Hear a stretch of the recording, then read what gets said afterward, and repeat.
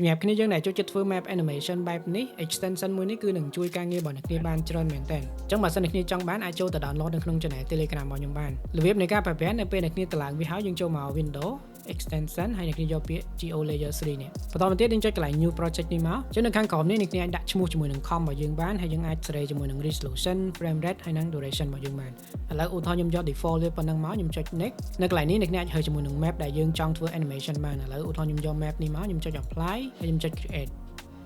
អញ្ចឹងយើងមកមើលនៅក្នុង timeline របស់យើងនឹងឃើញជាមួយនឹង world map com របស់យើងមួយហើយមានជាមួយនឹង null object របស់យើងមួយដែលគេដាក់ឈ្មោះថា world map com anchor នេះដែលគេធ្វើការ link វាជាមួយនឹង world map com នេះឲ្យយើង auto តែម្ដងអញ្ចឹងនៅពេលដែលយើងធ្វើការ zoom in ឬក៏យើង pan map នៅក្នុង Geo panel នេះវានឹងធ្វើការ real time នៅលើ composition របស់យើងដូចគ្នាឥឡូវឧទាហរណ៍យើងចង់រក map Cambodia របស់យើងអ្នកគ្នាអាចធ្វើការ zoom ដោយយើង scroll ចូលមកឬក៏អ្នកគ្នាធ្វើការ search នៅកន្លែងនេះក៏បានដែរយើងវាយពាក្យ Cambodia មកបន្តមកទៀតអ្នកគ្នា add to browser មកអញ្ចឹងវានឹងធ្វើការ select ជាមួយនឹង map Cambodia របស់យើងនេះអញ្ចឹងខ្ញុំចុច scroll zoom រៀងធំបន្តិចមកខ្ញុំដាក់ប៉ុណ្នេះមកអញ្ចឹងនៅកន្លែងនេះបើសិនជាយើងចង់បានជាមួយនឹង shape layer នៅជុំវិញ map Cambodia របស់យើងអ្នកគ្នាចុចនៅកន្លែងនេះមកអ្នកគ្នាអាចធ្វើជាមួយនឹង filter ណាមួយក៏បានដែរបើសិនជាយើងចង់បាន stroke អ្នកគ្នា tick កន្លែង stroke នេះមកឥឡូវខ្ញុំចង់បាន fill ខ្ញុំ tick fill នេះមកបន្តមកទៀតយើងចូលមកកន្លែង draw feature របស់យើងនៅកន្លែងនេះហើយអ្នកគ្នា tick វាមួយមកអញ្ចឹងវានឹងធ្វើការបង្កើតជាមួយនឹង shape layer ដែលព័ទ្ធជុំវិញ map របស់យើងនេះបើសិនជាយើងកលេចមកក្នុង timeline របស់យើងនឹងឃើញជាមួយនឹង shape layer ដែលមានឈ្មោះថា Cambodia ហើយវាមកជាមួយនឹង 3D layer ក៏ដូចជាការ link ជាមួយនឹង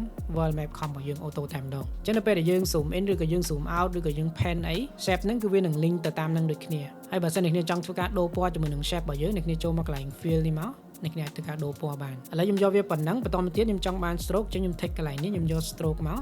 ចូលទៅ draw feature tick វាមួយមកអញ្ចឹងយើងបានជាមួយនឹង stroke របស់យើងមកក្នុងករណីដែលវាធំពេកអ្នកគ្នាអាចធ្វើការតម្លាក់ជាមួយនឹង pixel របស់យើងនៅកន្លែងនេះបានបន្តមកទៀតនៅកន្លែង shape layer នេះបើសិនអ្នកគ្នាចង់ដាក់ជាមួយនឹងរូបទង់ជាតិខ្មែររបស់យើងអ្នកគ្នាអាចធ្វើការ track matte វាចូលបានឥឡូវខ្ញុំអត់ដាក់ទេប៉ុន្តែខ្ញុំ blending mode វាអញ្ចឹងខ្ញុំចូលមកកន្លែង blending mode ខ្ញុំយក multiply ក្នុងករណីដែលគ្នាចង់ add ជាមួយនឹង text យើងចូលមក text មកអញ្ចឹងខ្ញុំវាយពាក្យថា Cambodiaតមកទៀតយើងធ្វើការ scale វាបន្ទូចតិចមកអញ្ចឹងនៅកន្លែង text នេះបើសិនអ្នកគ្នាអត់ដាក់វាជា 3D layer ហើយយើង parent វាជាមួយនឹង world map com anchor នេះទេនៅពេលដែលយើងធ្វើការ pan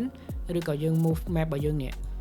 យើងឃើញ text របស់យើងគឺវាអត់ទៅទេខ្ញុំដាក់មកកន្លែងដើមវិញអញ្ចឹងខ្ញុំ add ជាមួយនឹង 3D layer នៅលើ text Cambodia របស់យើងបន្តមកទៀតខ្ញុំ parent វាជាមួយនឹង world map com anchor នេះអញ្ចឹងនៅពេលដែលយើងធ្វើការ pan ម្ដងទៀត text របស់យើងគឺវា pan ទៅតាមនឹងដូចគ្នាអូខេឥឡូវយើងចាប់ផ្ដើមធ្វើ animation នៅលើ map របស់យើងម្ដងអញ្ចឹងយើងទាញ CTI របស់យើងនេះយើងចង់ start ពីធម្មតាយើងដាក់ CTI យើងត្រឹមហ្នឹងមកបន្តមកទៀតនៅក្នុង panel Geo layer របស់យើងអ្នកគ្នានឹងឃើញ icon keyframe នេះ text វាមួយមកវានឹងធ្វើការ add ជាមួយនឹង keyframe របស់យើងហើយអញ្ចឹង keyframe នៅកន្លែងហ្នឹងខ្ញុំនឹងធ្វើការ zoom out map របស់យើងឲ្យយើងទូចតិចមកហើយយើងធ្វើការទាញ CTI របស់យើងមកមុខមកបន្តមកទៀតយើងធ្វើការ zoom in ចូលវិញមកអញ្ចឹងកន្លងពេលដែល zoom in ខ្ញុំចុច control ដើម្បីខ្ញុំធ្វើការ offbit ជាមួយនឹង map របស់យើងនេះឲ្យវាចេញទម្រង់បែបនេះមកអូខេឥឡូវឧទាហរណ៍ខ្ញុំយកប៉ុណ្ណឹងមកអញ្ចឹងនៅពេលដែលយើង play មកយើងបាន animation បែបនេះបន្តមកទៀតខ្ញុំចង់លេង stroke animation នៅលើ map របស់យើងហ្នឹងអញ្ចឹងខ្ញុំបើកកន្លែង stroke របស់យើងនេះហើយអ្នកនេះចុចកន្លែង add នេះមកយើងទៅរកមើល trim path របស់យើងបើកកន្លែង trim path នេះមកអញ្ចឹង stroke របស់យើងចង់ animation ពីធម្មតាយើងទាញ CTI របស់យើងមកត្រឹមហ្នឹងមកឥឡូវខ្ញុំទាញ panel Geo របស់យើងមកនេះសិនអញ្ចឹងនៅពេលដែលយើង map របស់យើង zoom ចូលមកប៉ុណ្នេះខ្ញុំឲ្យជាមួយនឹង stroke របស់យើងវា reveal ចេញមកអញ្ចឹងខ្ញុំ add keyframe កន្លែង add នេះមួយខ្ញុំដាក់វា0មកទាញ CTI របស់យើងមកមុខប៉ុណ្នេះមកខ្ញុំដាក់វា 100% វិញ select លើវាទាំងពីរខ្ញុំ F9 មកអញ្ចឹងនៅពេលដែលយើង play មកក្នុងករណីដែលវាលឿនពេកខ្ញុំទាញ keyframe របស់យើងខាងមុខនេះមកនេះតិចមកអញ្ចឹងនៅពេលដែលគ្នាធ្វើហើយ complete ចុចកន្លែង final line នេះផងហើយយើងចុច OK មកអញ្ចឹងនេះគឺជាលទ្ធផលដែលយើងបានធ្វើមិញណា